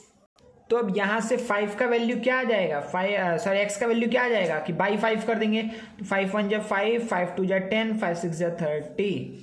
तो वो 126 क्वेश्चन क्या किया बच्चा, करेक्ट किया है। इसका मतलब क्या हुआ कि जो रिमेनिंग 74 है वो क्या किया है, इनकरेक्ट या फिर अनअटेम्प्टेड, वो उसको लीव कर दिया है, ठीक है। तो देखिए क्या वेरीफाई हो पा रहा है क्या, तो अगर 126 करेक्ट किया है तो हर एक के लिए 4 मार्क्स मिला होगा। तो 6 × 4 = 24, 2 4 2 8 2 10 0 1 4 1 4 5 504, सही है। कितना मिला, 504। और इसमें से एक मार्क्स कटेगा किसके लिए, 74 क्वेश्चंस के लिए, तो -74 कर दीजिए तो 0। और यहाँ पर क्या आ जाएगा बच्चा, 0 10 - 7, अच्छा 3। अरे नहीं, यहाँ पर हम तो 200 से सब्ट्रैक्ट किए, टोटल 180 है, ठीक है बच्चा। तो देखिए यहाँ पर क्या आ जाएगा, 54 आएगा, ठीक है ना। यहाँ पर क्या आएगा, 54 क्वेश्चन वो इनकरेक्ट या अनअटेम्प्ट किया है, ठीक है। तो अगर 54 सब्ट्रैक्ट करेंगे तो क्या बचेगा, 450, ठीक है। वही हम बोले कि कैसे नहीं मैच कर रहा है, ठीक है। देखिए बच्चे यहाँ पर क्या था 126, तो हम 200 से सब्ट्रैक्ट कर दिए थे, लेकिन यहाँ पर क्वेश्चन क्या है 180 है, तो 180 सब्ट्रैक्ट करेंगे तो 54 आएगा। 54 को जब 504 से सब्ट्रैक्ट करेंगे तो 450 बचेगा, ठीक है। तो मेरे ख्याल से आपको ये समझ में आ गया, हम लोग आगे बढ़ सकते हैं। तो देखिए यहाँ पर क्या बोल रहा है, नेक्स्ट क्वेश्चन देखिए क्या बोल रहा है यहाँ पर कि अ labour is engaged for 20 days on a condition that he will receive ₹60 per day, सही है। ही वर्क्स, मतलब जितना दिन वो काम करेगा उसके लिए क्या है, ₹60 पर डे, तो ₹60, ठीक है, पर डे है, जिस दिन वो क्या कर रहा है, काम कर रहा है, सही है। और क्या है, एंड ही विल फाइन ₹5, उसको ₹5 फाइन किया जाएगा, ठीक है, पर डे। हर दिन के लिए उसको ₹5 फाइन होगा जिस दिन वो क्या करेगा, वर्क नहीं करेगा, जिस दिन वो एब्सेंट रहेगा, ठीक है। इफ रिसीव 745 इन ऑल, देखिए इस दोनों क्वेश्चन में कोई डिफरेंस नहीं है, ठीक है बच्चा, इस दोनों ही क्वेश्चन में कोई भी डिफरेंस नहीं है, पूरा सेम है। तो देखिए इसमें क्या हुआ कि मान लेते हैं टोटल कितना दिन काम करना है बच्चा, 20 डेज, टोटल 20 डेज काम करना है। तो अगर टोटल 20 डेज काम करना है उसको, तो देखिए आप क्या करेंगे कि मान लेते हैं 20 डेज में वो एक्स डे क्या किया है, वर्क किया है। तो कितना दिन काम नहीं किया है, 20 माइनस एक्स डे, वो क्या किया है, एब्सेंट है। कोई दिक्कत नहीं है। तो एक्स दिन काम किया तो एक्स दिन के लिए उसको कितना मिलना चाहिए, एक्स इंटू 60। अच्छा ये तो हो गया, लेकिन उसके साथ साथ उसका कितना रुपया सब्ट्रैक्ट होगा बच्चा, उसका कितना रुपया सब्ट्रैक्ट होगा। आप डायरेक्टली यहाँ माइनस साइन लगा सकते हैं कि इसमें से आपको क्या सब्ट्रैक्ट करना है, जितना दिन वो एब्सेंट है।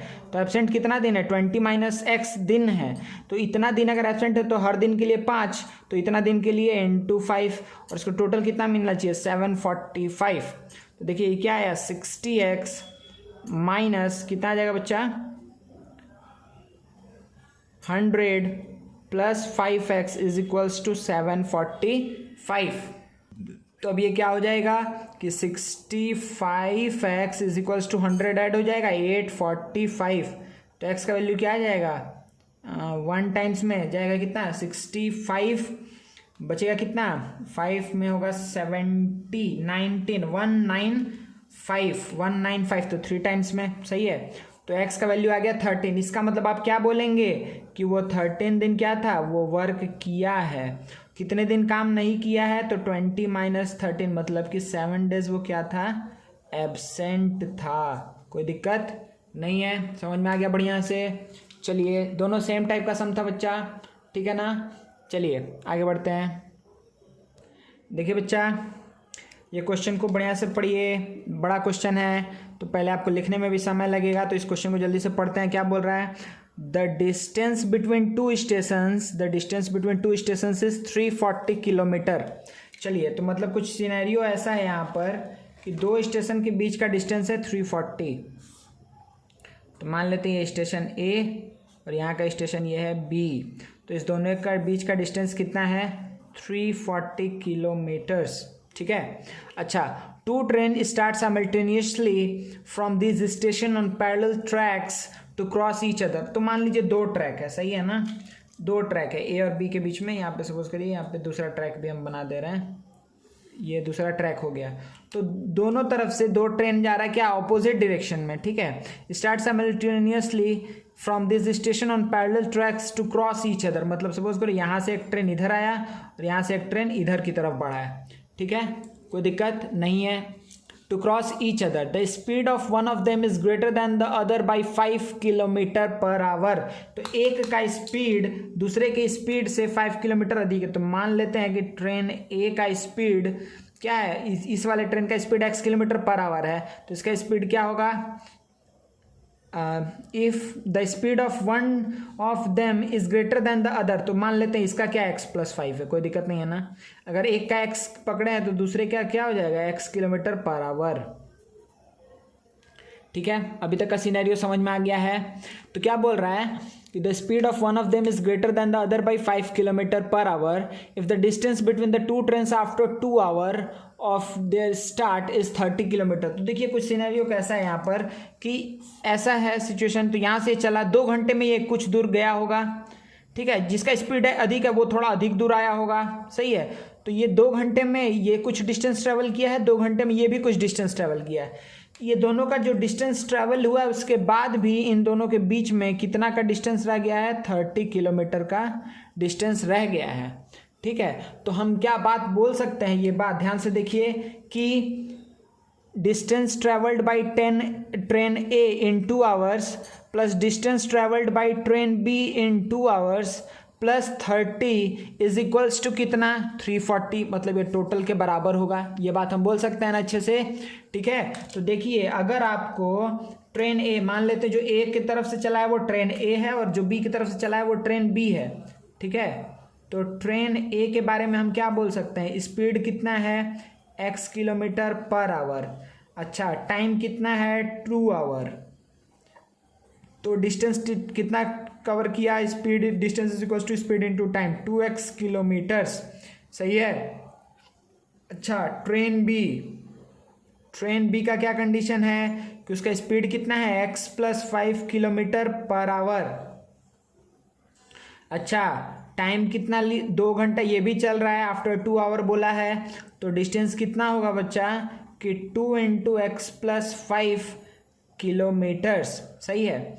तो हम क्या बात बोले हैं कि ये दोनों का जो डिस्टेंस आया है, देखिए आंसर कैसे आएगा कि आप क्या करेंगे कि दोनों का डिस्टेंस मतलब कि distance travelled by train A plus distance travelled by train B, ठीक है, प्लस क्या बच्चा 30 = 340।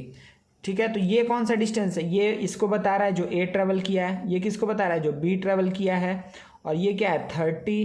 तो तीनों मिला करके कितना आना चाहिए पूरा 340, पूरे के बराबर डिस्टेंस दोनों के बीच में उसके बराबर होना चाहिए। ठीक है, तो अब देखिए कितना अच्छे से आंसर आ जाएगा यहाँ पर कि 2x + 10 + 30 = 340। सही है, तो 4x + 40 = 340। तो x का वैल्यू क्या आ जाएगा बच्चा 300/4, मतलब 4 × 7 = 28, 4 × 5 = 20। मतलब ये पता चला कि x क्या था कि ट्रेन वो ट्रेन जो ए से खुल रहा है उसका स्पीड कितना है 75 km/h, और जो ट्रेन जो बी से खुल रहा है उसका स्पीड कितना हो जाएगा +5, तो 80 km/h। सही है ना, कोई दिक्कत नहीं है। तो आप देखिए ऐसे भी सोच सकते हैं ना बच्चा, आप यहाँ से इसके बाद से कि ट्रेन ए 2 घंटे में कितना जाएगा, ट्रेन 1 घंटे में 1 आवर में वो जा रहा है 75, तो 2 घंटे में कितना जाएगा 75 × 2 मतलब कि 150 जा रहा है। अच्छा, ट्रेन भी 2 घंटे में कितना जा रहा है तो 160 जा रहा है। ठीक है, तो अगर इन दोनों को ऐड कर दें तो क्या आएगा 150 + 160 मतलब कि 310। अगर 30 किलोमीटर जो बचा उसको भी ऐड कर देंगे तो देखिए क्या आ गया 340, जो हम अभी आपको बता रहे थे। सही कि दोनों इसका 2 किलोमीटर में कितना ट्रेवल किया प्लस बी 2 किलोमीटर में कितना ट्रेवल किया प्लस 30 कर देंगे तो हमको क्या मिल जाएगा, पूरा का पूरा डिस्टेंस मिल जाएगा। ठीक है, कोई भी प्रॉब्लम नहीं है। चलिए नेक्स्ट क्वेश्चन देखते हैं। ध्यान से देखिए बच्चा क्वेश्चन को, ये इंपॉर्टेंट क्वेश्चन है। ये क्या है, अ स्टीमर गोज डाउन स्ट्रीम। तो पहला ये वर्ड अगर आपको नहीं पता है तो हम इसका मतलब बताते हैं, और अप स्ट्रीम इसका मतलब नहीं पता है तो इसका ही मतलब बताते हैं। देखिए ध्यान से कि अप स्ट्रीम और डाउन स्ट्रीम क्या है कि देखिए अगर सपोज करिए बोट है, सही है, बोट है और पानी है, तो अगर जो बोट का डायरेक्शन है, ठीक है, बोट सपोज करिए कि बोट इस डायरेक्शन में जा रहा है, और जो वाटर का फ्लो है, ठीक है, वाटर का जो फ्लो है वो भी इसी डायरेक्शन में है। ठीक है, वाटर भी इस तरफ है, मतलब कि बोट इधर जा रहा है और पानी भी उसको सपोर्ट कर रहा है। ठीक है, जो यहाँ पर जो फ्लो ऑफ वाटर है वो सपोर्ट कर रहा है बोट के मूवमेंट को, मतलब या सिंपली आप बोल लीजिए कि जिधर बोट का डायरेक्शन है उधर ही पानी के फ्लो का भी डायरेक्शन है। ठीक है, तो इस केस में क्या होता है बच्चा कि मान लेते हैं, एक सेकेंड, मान लेते हैं क्या बच्चा कि इसका स्पीड कितना है, बोट का स्पीड है x km/h। सही है, और पानी का स्पीड कितना है y km/h। ठीक है, तो जब इस केस को हम क्या बोलते हैं, जब क्या करता है सपोर्ट करता है, जब सपोर्ट करता है तो उस केस में स्पीड कितना हो जाएगा, रिजल्टेंट स्पीड हो जाएगा x + y km/h। मतलब कि अगर बोट चल रहा है 20 km/h की स्पीड से और पानी का फ्लो है 5 km/h की स्पीड से, तो ओवरऑल बोट किस स्पीड से मूव करेगा, बोट मूव करेगा 25, मतलब 20 + 5 25 km/h की स्पीड से। वही सेम सिनेरियो देखिए कि अगर क्या हुआ कि अगर बोट है इधर, ठीक है, अगर बोट जा रहा है इस डायरेक्शन में, लेकिन जो पानी है, पानी का फ्लो इस डायरेक्शन में है। सही है, मतलब ये क्या केस हुआ बच्चा, ये केस हुआ रेजिस्ट कर रहा है, क्या कर रहा है, रेजिस्ट कर रहा है, उसको रेजिस्टेंस प्रोवाइड कर रहा है उसके फ्लो में। ठीक है, तो उसका स्पीड क्या होगा, कुछ ना कुछ तो कम होगा ना।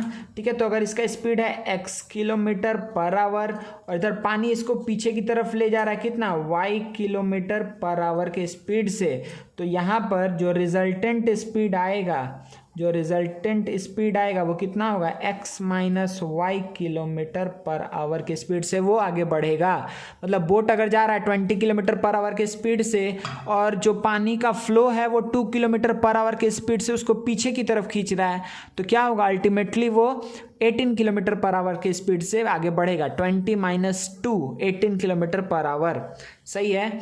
तो देखिए इस केस को हम क्या बोलते हैं और इस केस को क्या बोलते हैं। तो जिस समय सपोर्ट करता है फ्लो को उसको हम बोलते हैं डाउन स्ट्रीम। ठीक है, डाउन स्ट्रीम। और जिस केस में क्या करता है बच्चा, उसको रेजिस्ट करता है, उसको हम क्या बोलते हैं, अप स्ट्रीम। ठीक है, अप स्ट्रीम डाउन स्ट्रीम का केस बस आप समझ लीजिए अच्छे से। सही है ना। चलिए अब देखिए इसको अच्छे से नोट कर लीजिएगा। अब देखिए क्या बोल रहा है, steamer goes down stream from 1 point to another in 9 hour. देखिए ध्यान से कि इस जगह से इस जगह जाने में, ठीक है, उसको जाने में कितना लगा, 9 आवर लगा। अच्छा, और वापस आने में कितना लगा, 10 आवर लगा। देखिए ये स्वाभाविक चीज़ है ना, मतलब कि इसमें कोई दिक्कत नहीं है कि अगर जा रहा है डाउन स्ट्रीम है तो टाइम कम लगेगा क्योंकि स्पीड अधिक है। वही अगर आने समय क्या होगा कि अप स्ट्रीम हो जाएगा वही चीज़। ठीक है, तो क्या हो जाएगा कि उसको अब टाइम अधिक लगने वाला क्योंकि स्पीड कम हो चुका है। ठीक है, तो अब देखिए क्या बात बोल रहा है यहाँ पर कि अच्छा टोटल डिस्टेंस हमको निकालना है। Find the speed of the steamer in still water and the distance between the ports. तो सबसे पहला काम हम क्या कर लिए कि let the speed of steamer, या फिर आप बोट लिख लीजिए, be x kilometre per hour. और यहाँ पर इस जो वाटर है उसका स्पीड तो दिया हुआ है, वाटर का फ्लो का स्पीड दिया हुआ है। ठीक है, वाटर का फ्लो का स्पीड कितना है बच्चा, 1 किलोमीटर पर आवर है। ठीक है, तो अच्छा बताइए यहाँ पे डाउन स्ट्रीम के केस में क्या होगा, x plus 1 kilometre per hour, और अप स्ट्रीम के केस में x minus 1 kilometre per our. समझ में आ रहा है, डाउन स्ट्रीम के केस में ऐड हो गया, अप स्ट्रीम के केस में सब्ट्रैक्ट हो गया। तो देखिए अच्छे से कि क्या बोला, तो मान लेते हैं डिस्टेंस कितना है, y है। अच्छा डिस्टेंस x तो ले चुके हैं, तो मान लीजिए डिस्टेंस d है। ठीक है, इस दोनों के बीच का डिस्टेंस कितना है, d है। तो जाने समय टाइम कितना लगा, डिस्टेंस बाई स्पीड कितना था, डाउन स्ट्रीम के केस में देखिए स्पीड कितना था, हम यहाँ पर डाउन स्ट्रीम वाला केस लिख रहे हैं कि the time steamer goes down stream from 1 point to another in 9 hours.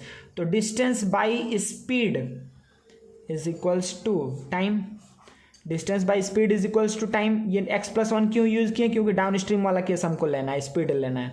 सही है। अच्छा दूसरा केस क्या बोल रहा है कि डिस्टेंस बाई स्पीड कितना होगा, x माइनस 1। तो उस समय टाइम कितना लग रहा है, उस समय टाइम लग रहा है 10। तो ये किसका केस था बच्चा, ये था डाउन स्ट्रीम का, और ये किसका केस है, ये अप स्ट्रीम का केस है। सही है, कोई दिक्कत नहीं है आप लोग को यहाँ तक। ठीक है, तो देखिए यहाँ से हम क्या बोल सकते हैं बच्चा कि डिस्टेंस क्या आएगा, यहाँ से d का वैल्यू क्या आएगा, क्रॉस मल्टीप्लाई करेंगे तो 9x प्लस 9, और यहाँ से d का वैल्यू क्या आएगा, 10x माइनस 10। तो ये भी d है और ये भी d है, तो इन दोनों को हम इक्वल लिख सकते हैं। तो देखिए क्या आएगा, 9x plus 9 is equals to 10x minus 10। तो क्या आ जाएगा, x is equals to 19 kilometre per hour. तो x का वैल्यू क्या आ गया बच्चा, 19। कोई दिक्कत नहीं है। ठीक है ना। चलिए तो डिस्टेंस क्या हो जाएगा, डिस्टेंस आप किसी में भी पुट करके निकालिए, एक ही चीज़ आएगा। तो अगर आप इधर से डिस्टेंस निकालना चाहते हैं तो डिस्टेंस का वैल्यू क्या आएगा कि 9 इंटू जो x का वैल्यू था प्लस 9। तो 9 इंटू 19 अगर आप करेंगे तो क्या आएगा, 81, 8 9 1 9 8 17 प्लस 9, तो कितना आ गया 180 किलोमीटर। 180 होगा ना, हाँ। अच्छा अगर आप इसमें पुट करना चाहते हैं तो देखिए क्या आएगा, distance is equals to 10 into 19 minus 10, तो 190 माइनस 10 मतलब कि 180 किलोमीटर। तो डिस्टेंस आप कहीं से भी निकाल सकते हैं पुट कर करके। ठीक है, तो डिस्टेंस हमको पता चल गया और स्पीड भी पता चल गया कितना, x is equals to 19 kilometre per hour is the speed. ठीक है बच्चा, कोई प्रॉब्लम नहीं है, मेरे ख्याल से सब आपको समझ में आ रहा है। तो ये अप स्ट्रीम डाउन स्ट्रीम का केस है। ठीक है, चलिए बच्चा ये एक और क्वेश्चन देख लेते हैं जल्दी से। तो देखिए क्या बोल रहा है, the length of a rectangle exceeds its breadth by 9। तो देखिए समझिए पहले अच्छे से कि पहले एक रेक्टेंगल हम बना लेते हैं। ठीक है ना, तो एक रेक्टेंगल है, the length of a rectangle exceeds its breadth by 9। मतलब क्या हुआ कि अगर ब्रेड्थ का वैल्यू क्या है बच्चा कि x है, तो लेंथ कितना हो जाएगा उस केस में, लेंथ क्या हो जाएगा x + 9, सही है ना, लेंथ क्या हो जाएगा x + 9। फिर देखिए क्या बोल रहा है, if length and breadth are increased by and length and breadth are each increased by 3 centimeter, the area of the new rectangle will be 84 centimeter square more than that of the given rectangle. Find length and breadth of the given rectangle. तो बच्चा क्या बोल रहा है यहाँ पर कि अगर दोनों को लेंथ और ब्रेड्थ दोनों को हम क्या कर दें 3 से बढ़ा दें, ठीक है, तो जो फॉर्म होगा मेरे पास रेक्टेंगल, ठीक है, इसका लेंथ कितना हो जाएगा, देखिए इसका लेंथ हो जाएगा x + 9 + 3 मतलब कि x + 12। अच्छा ब्रेड्थ कितना हो जाएगा x + 3, ठीक है। तो क्या बोल रहा है, the area of the new rectangle, ये जो न्यू रेक्टेंगल फॉर्म हुआ है इसका area will be 84 centimetre square more than the given rectangle, मतलब इसका एरिया इससे 84 अधिक है। इसका लेंथ कितना x + 12, इसका लेंथ ब्रेड्थ कितना x + 3, इसका लेंथ x + 9, इसका ब्रेड्थ x, कोई दिक्कत नहीं है। चलिए बहुत आसानी से इसका इक्वेशन बना लेते हैं हम लोग जल्दी से। देखिए क्या होने वाला है, जल्दी बताइए। अच्छा इसका एरिया क्या होगा, length into breadth, length into breadth, तो इसका वैल्यू क्या आया x² + 9x, ये इसका एरिया आया, ठीक है। अच्छा तो ये एरिया आ चुका है, ठीक है, इसको मान लीजिए हम बोल दिए A1। अच्छा इसका एरिया क्या होगा कि लेंथ इंटू ब्रेड्थ मतलब कि x + 3, देखिए क्या आएगा, ये आएगा x² + 3x + 12x + 36, कोई दिक्कत नहीं है ना, ठीक है। तो ये कितना आ जाएगा कि ये आ जाएगा x² + 15x + 36, कोई दिक्कत नहीं है। तो ये क्या आया बच्चा, ये आपका आ गया एरिया 2, ठीक है। तो अकॉर्डिंग टू क्वेश्चन क्या दिया हुआ है कि एरिया 2 एरिया 1 से कितना अधिक है, 84 अधिक है, कोई दिक्कत नहीं है ना। या फिर आप बोल सकते हैं A1 - A2 = 84, ठीक है। चलिए इसी पे ही छोड़ देते हैं, तो इसको हम लोग सॉल्व कर लेते हैं जल्दी से। तो देखिए क्या आने वाला है, A2 मतलब कि x² + 15x + 36 = x² + 9x + 84, x² पहले कट जाएगा, 15x - 9x क्या बचेगा 6x, ठीक है। 6x = 84 - 36, तो 6x = कितना आ जाएगा बच्चा, यहाँ से 8 4, x = 8, ये क्या आ जाएगा सेंटीमीटर, ठीक है।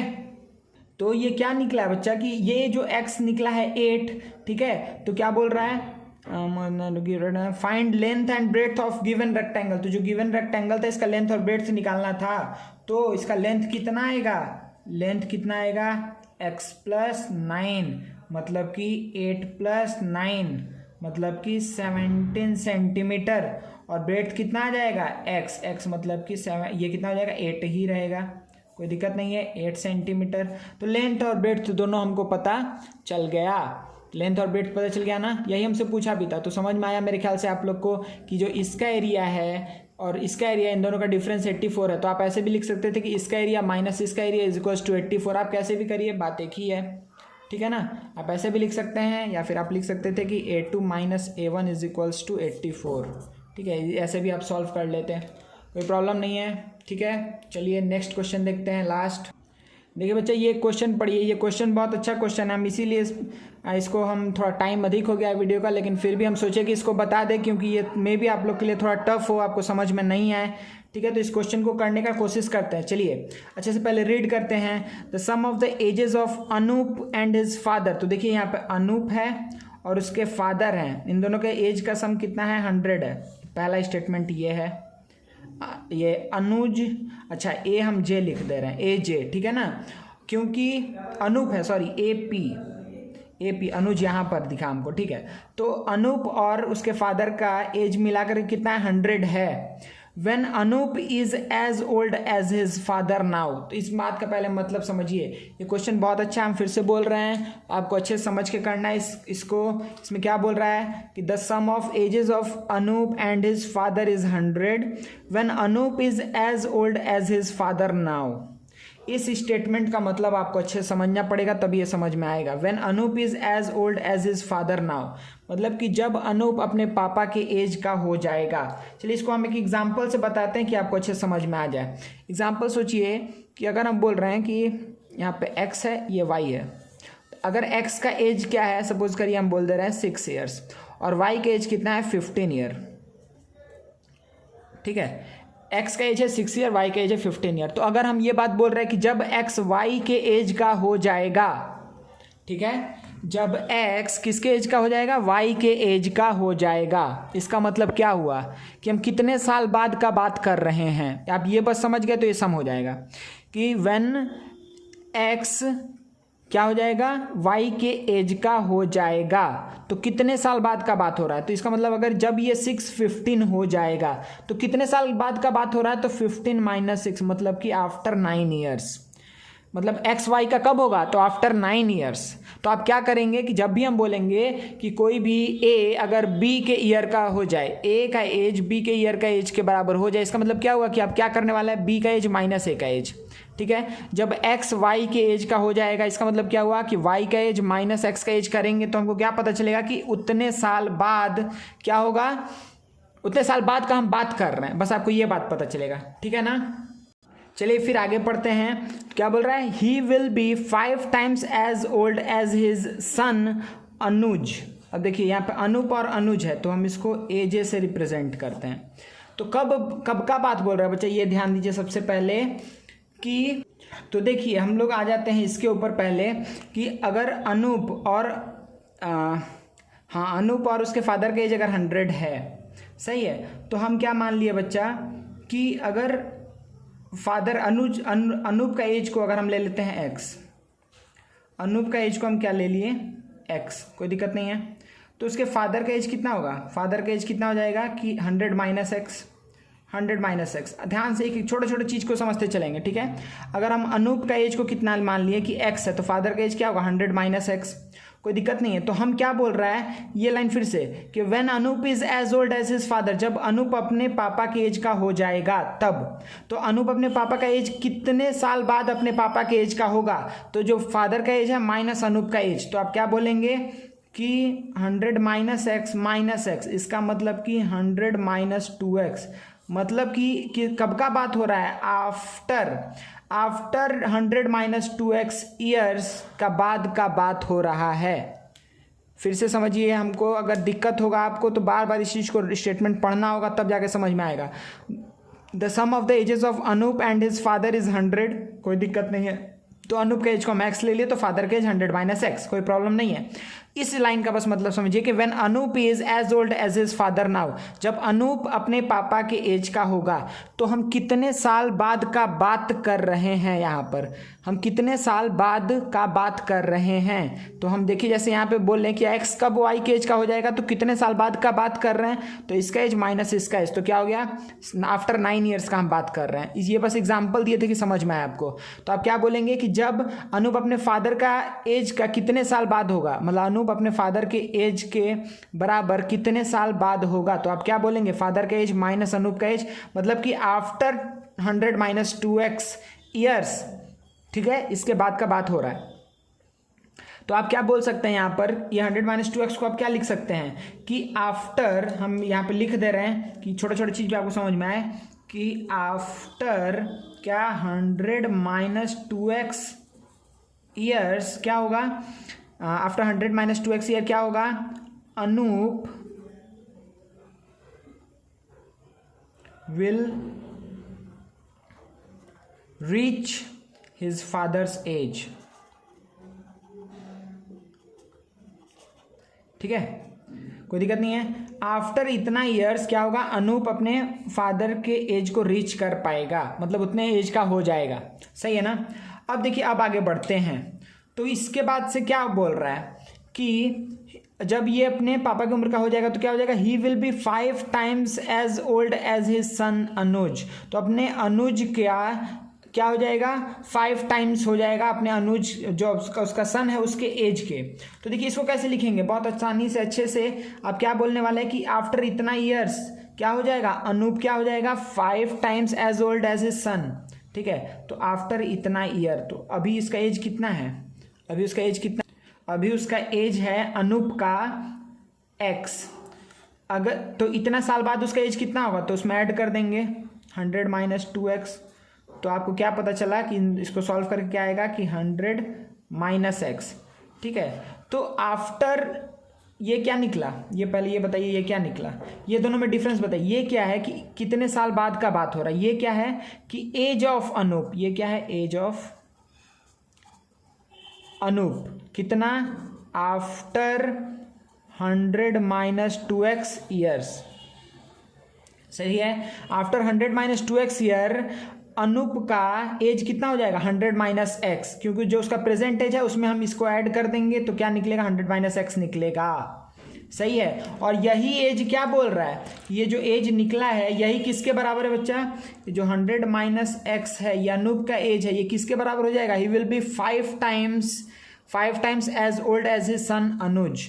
ये एज लिख दे रहा है। ठीक है, अनुज के एज के 5 टाइम्स हो जाए। तो यहाँ से हम क्या बोल सकते हैं, यहाँ से हम ये बात बोल सकते हैं कि जो अनुज का एज होगा, अनुज जो उसका सन है अनूप का, तो अनुज का एज कितना होगा, 5 से डिवाइड कर देंगे तो 100 माइनस एक्स बाई 5 हो जाएगा। कोई दिक्कत नहीं है, 100 माइनस एक्स बाई 5 हो जाएगा। ये क्या आ गया, अनुज का एज आ गया। यहाँ तक समझ में आ रहा है ना, कोई दिक्कत नहीं है आप लोग को।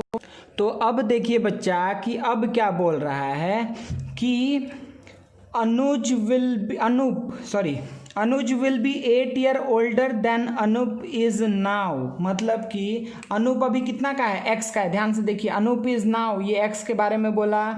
अनुज विल बी 8 ईयर ओल्डर, मतलब कि 8 प्लस एक्स के बारे में बात कर रहे हैं। 8 प्लस एक्स क्यों बोल रहे हैं, क्यों क्या बोल रहा है कि अनुज will be 8 year older than Anup is now। कब, when Anup is as old as his father। मतलब कि कितने साल बाद का बात कर रहा है, फिर से वही बात, तो कितने साल बाद का बात कर रहा है, तो इतने साल बाद का बात कर रहा है। ठीक है, देखिए क्या बोला, फिर से हम समझा रहे हैं आपको कि पहले हम शुरू से एक बार रीड कर देते हैं आपके लिए कि the sum of the ages of Anoop and his father is 100। इसमें कोई दिक्कत नहीं था, तो एक्स माने 100 माइनस एक्स माने। When Anoop is as old as his father, देखिए यहाँ पे रिलेशन दिया हुआ है, यहाँ पे अनूप के तरफ से रिलेशन बताया, लेकिन यहाँ पे अनुज के तरफ से रिलेशन बताया। ठीक है, बात एक ही बोल रहा है लेकिन अलग अलग तरीके से। तो क्या बोल रहा है, when Anoop is as old as his father now, मतलब हम पता कर ली कि अच्छा आफ्टर 100 माइनस 2x ईयर्स का बात कर रहा है, तो अनूप का एज कितना हो जाएगा 100 माइनस एक्स हो जाएगा, और ये जो एज है ये उसके सन के एज के 5 टाइम्स होगा। तो यहाँ तक तो हम लोग पहुँच गए थे। इसके बाद से क्या बोल रहा है, ये यहाँ से ये पूरा अलग स्टेटमेंट है, इसको अच्छे से पढ़िएगा ध्यान से, हम इसको मार्क कर दे रहे हैं। यहाँ से ये स्टेटमेंट यहाँ से स्टार्ट हुआ, ये जाएगा यहाँ तक, ये पूरा एक स्टेटमेंट अच्छे से देखिए कि Anoop will be 8 year older than Anuj will be 8 year older than Anoop is now. जो अनूप का एज अभी है उससे वो 8 साल अधिक होगा, कौन, अनुज। कब, when Anoop is as old as his father. देखिए ध्यान से, when Anoop is as old as his father, तो फिर से वही कितने साल बाद का बात हो रहा है, तो कितने साल बाद का बात हो रहा है, तो कितने साल बाद का बात हो रहा है बच्चा, तो 100 माइनस 2x, वही बात है 100 माइनस 2x ईयर के बाद, क्योंकि उतने ही साल बाद ना अनूप किसके बराबर होगा, अपने फादर के एज के बराबर हो जाएगा। तो आफ्टर 100 माइनस 2x ईयर्स का बात हो रहा है। ठीक है, लेकिन अनुज के तरफ से, तो अनुज का अभी एज कितना है, अनुज का अभी एज है, देखिए हम यहाँ पर डायरेक्टली इक्वेशन, लास्ट इक्वेशन लिखेंगे यहाँ पर, ध्यान से अच्छे से देखिएगा। ठीक है, हम लास्ट इक्वेशन लिखने जा रहे हैं यहाँ पर कि अनुज का जो अभी का एज है वो कितना है 100 minus x by 5, 100 minus x by 5।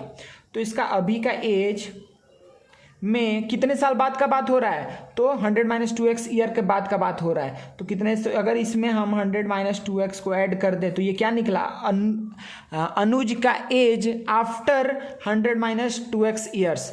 मतलब कि अनुज का एज जब उसके पापा के एज के हो जाएंगे। समझ में आ रहा है, ये थोड़ा कॉम्प्लेक्स सम है लेकिन आपको समझना पड़ेगा। तो ये क्या है, अनुज, ये है अनुज का एज नाम अलग अलग रख देना चाहिए था, क्योंकि नाम अनुज अनूप में आप लोग कन्फ्यूज हो जाएंगे, हम भी हो जा रहे हैं थोड़ा थोड़ा बीच में। ठीक है, तो ये क्या बताया बच्चा, ये बता रहा है कि अनुज का एज जब क्या हो जाएगा, जब अनूप अपने फादर के एज का हो जाएगा उसके बाद। तो जब अनूप अपने फादर के एज का कितने साल बाद होगा, तो 100 - 2x ईयर्स बाद वो अपने पापा का एज का होगा। तो उस उतने साल बाद अनुज का एज कितना होगा, तो अनुज का जो अभी का एज है उसमें हम ऐड कर देंगे 100 - 2x, तो वो कितना के बराबर आएगा, वही बोला है कि Anuj will be 8 year older than Anoop. तो अब वो उस समय के हिसाब से क्या रहेगा, 8 ईयर अधिक होगा किससे, जो अनूप का एज अभी है। तो ये आपको इक्वेशन समझना पड़ेगा, ये सबसे मोस्ट इंपॉर्टेंट इक्वेशन है जो आपको ध्यान देना है, ये आपको इक्वेशन अच्छे से ध्यान देना है। ठीक है, अगर आपको ये इक्वेशन पता चल गया तब इसको सॉल्व करना आसान हो जाएगा। इसको तो हम लोग सॉल्व इस पेज में कर ले रहे हैं। देखिए सपोज करिए हम यहाँ पे जल्दी जल्दी लिख देते हैं कि यहाँ पर क्या होगा कि 100 - x है, ठीक है, बाई 5 है, प्लस 100 - 2x, ठीक है, इज इक्वल्स टू 8 + x है। तो ध्यान दीजिए बच्चा, इसको हम क्या करने वाले हैं, यहाँ पे पहले 5 एलसीएम ले लीजिए। ठीक है, 5 एलसीएम लेंगे तो 100 - x प्लस 500 - 10x, ठीक है, is equals to 8 + x। Cross multiply कर दीजिए तो देखिए 100 + 500 600 - 11x इज इक्वल्स टू क्या हो जाएगा, 5 8 जा 40, ठीक है, प्लस 5x, कोई दिक्कत नहीं है। अब देखिए ये क्या होगा बच्चा, यहाँ से कि ये 6x जब 11x उधर भेजेंगे तो क्या हो जाएगा, 16x इज इक्वल्स टू 600 - 40, तो 16x इज इक्वल्स टू क्या हो जाएगा, 560। तो ये क्या आ गया, x इज इक्वल्स टू 16 × 3 48, फिर 80, तो 16 × 5, तो x 35। इसका मतलब ये हुआ बच्चा, आप समझिए कि किसका एज, अनूप का, अनूप का एज कितना होगा, 35 ईयर्स। ठीक है, YRS लिख दीजिए, YEARS लिख दीजिए जो लिखना है। तो अनूप का एज हमको पता चल गया। ठीक है, अगर आपको पूछेगा कि उसके फादर का एज कितना है, तो फादर का एज क्या होगा, 100 - 35, इसका मतलब क्या हो जाएगा, 65 ईयर्स। सही है। अच्छा, अगर आपको पूछ दिया कि अनुज का एज कितना होगा, तो अनुज का एज आपको क्या पता है कि 100, अनुज का एज कितना था, 100 - x / 5, तो 100 - 35/5, ठीक है, तो कितना आ जाएगा, 13 ईयर्स। अब आप ये तीनों नंबर ले करके 35, 65, 13, ये तीनों नंबर ले करके आप रिलेशन जो जो बोला है उसको आप निकाल करके देखिए, तब आपको समझ में आ जाएगा कि हम लोग किस बारे में बात कर रहे थे। तो ये सबसे इम्पोर्टेंट क्वेश्चन में से था। ठीक है, तो आपको इस टाइप का सम को करना है, आपको बस सम समझना है कि अच्छा हम क्या बोल रहे हैं। तो देखिए कभी भी अगर आप फंस रहे हैं सम करने में, तो आप ऐसे एक छोटा नंबर लेके देख लिया करिए कि कोई भी नंबर अच्छा है, ये है, तो उस पर आप अप्लाई करिए, तो आपको समझ में आएगा कि अच्छा हमको एक्चुअली में क्या ऑपरेशन करना है जो यहाँ पर हम लोग कर रहे हैं। सही है, तो ये जो चीज़ था ये समझना होगा आपको कि कितने साल बाद का बात हो रहा है। ठीक है, तो देखिए ये क्या था, अनुज का अभी का एज है, अनुज का अभी का एज, फिर क्या बोल रहा है, अनुज का कितने साल बाद वो उसका एज उसके पापा के एज से 8 अधिक हो जाएगा, कितने साल बाद, तो वही बोल रहा है कि जब उतने साल बाद, कितने साल बाद, तो जब जितने साल में अनूप अपने पापा का एज का हुआ था। तो अनूप अपने पापा का एज का कब हुआ, आफ्टर 100 - 2x ईयर्स। तो अनुज का एज अगर अभी ये है तो आफ्टर 100 - 2x ईयर उसका एज कितना होगा, तो इन दोनों को ऐड कर दिए, तो जो एज आया वो किसके बराबर है, 8 more than what, the age of his father Anoop. तो अनूप का जो एज है अभी, मतलब वो क्या था, x। सही है, तो फिर हम x का वैल्यू यहाँ पे सॉल्व किए, x का वैल्यू आया 35, मतलब अनूप का एज पता चल गया। फादर का एज हमको पता था क्या था, 100 - x, इसका मतलब कि 65। अनुज का एज क्या पता था, 100 - x / 5, मतलब कि 13। तो ये सब आपको समझ में आ गया। आज कुछ हमसे छोटा सिली मिस्टेक हुआ कैलकुलेशन में, ठीक है, कोई बात नहीं, तो आप लोग वो नहीं करिएगा, आप लोग कैलकुलेशन बहुत ध्यान से करिएगा बच्चा, ठीक है ना। चलिए, थैंक यू वेरी मच। अब आप लोग जितना अधिक सम्स हो सके इस पे सॉल्व करिए। Thank you.